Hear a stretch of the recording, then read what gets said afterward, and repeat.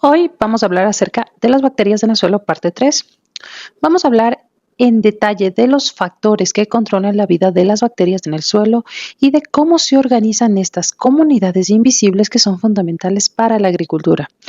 Factores que limitan la actividad bacteriana en el suelo.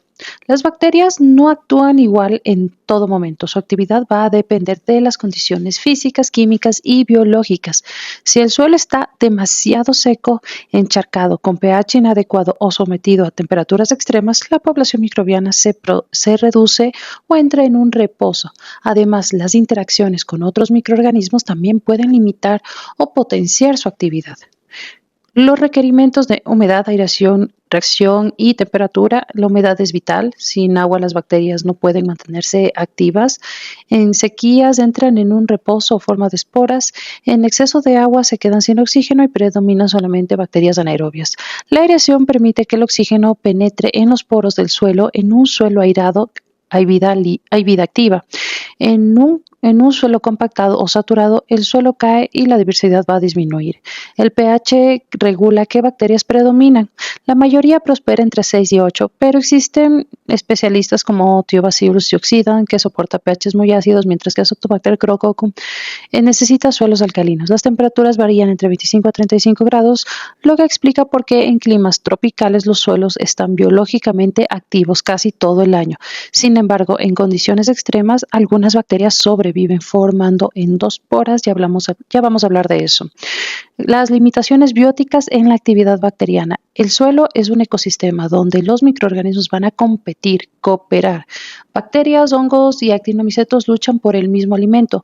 Colonizan primero los sustratos que son accesibles y pueden desplazar a otros.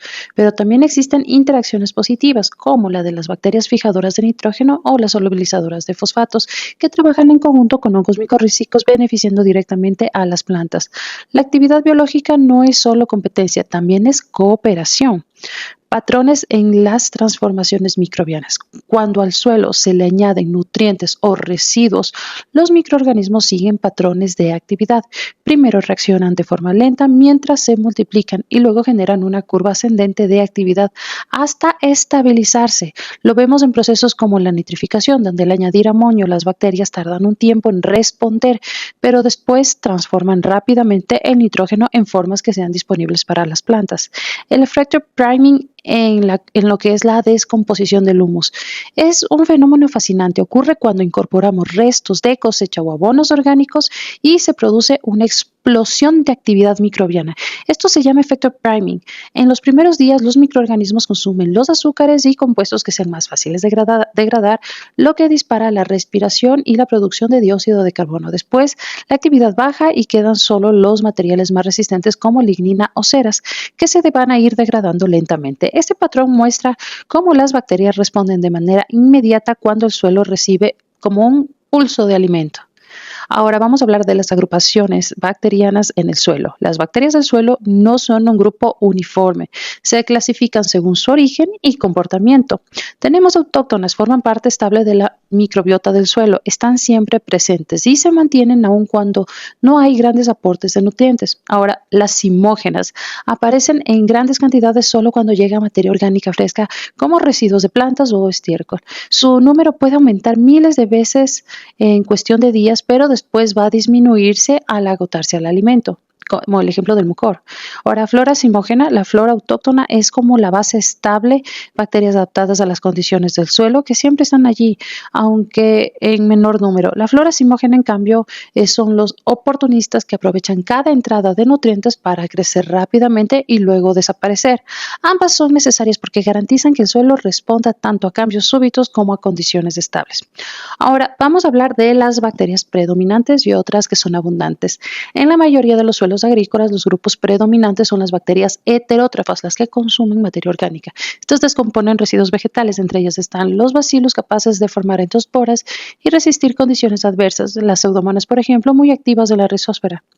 También son muy abundantes las actinobacterias que producen antibióticos naturales y participan en la descomposición de compuestos complejos.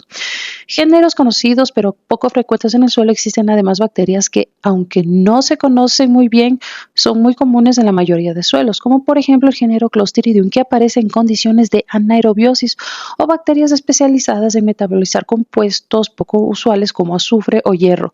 Su presencia depende de microambientes particulares y, aunque son minoritarias, cumplen funciones ecológicas muy claves. En conclusión, el suelo es un mosaico de condiciones físicas, químicas y biológicas que regulan la vida bacteriana. La humedad, el oxígeno, el pH, la temperatura definen dónde y cómo pueden vivir. La competencia y cooperación entre especies mantiene un equilibrio dinámico. Los pulsos de materia orgánica generan explosiones de actividad, y la flora autóctona junto con la simógena aseguran la resiliencia en el sistema. Cada suelo alberga una comunidad única de bacterias predominantes, abundantes y algunas raras, pero todas ellas cumplen un papel en la descomposición, el reciclaje de nutrientes y la fertilidad del suelo. Y recuerda, somos Laboratorio Microbiolab, estamos ubicados en Ecuador. Puedes dejarnos tus inquietudes para seguir aprendiendo juntos lo que es la microbiología agrícola. Y si quieres conocer más nuestros contactos, pues están en un post al inicio de nuestras redes sociales. Ahí tienen los números de atención al cliente, nuestra página web y toda la información que necesitan conocer acerca de nosotros. Muchas gracias. Mi nombre es Marista Cortés, soy microbióloga y magíster en agroecología y agricultura sostenible.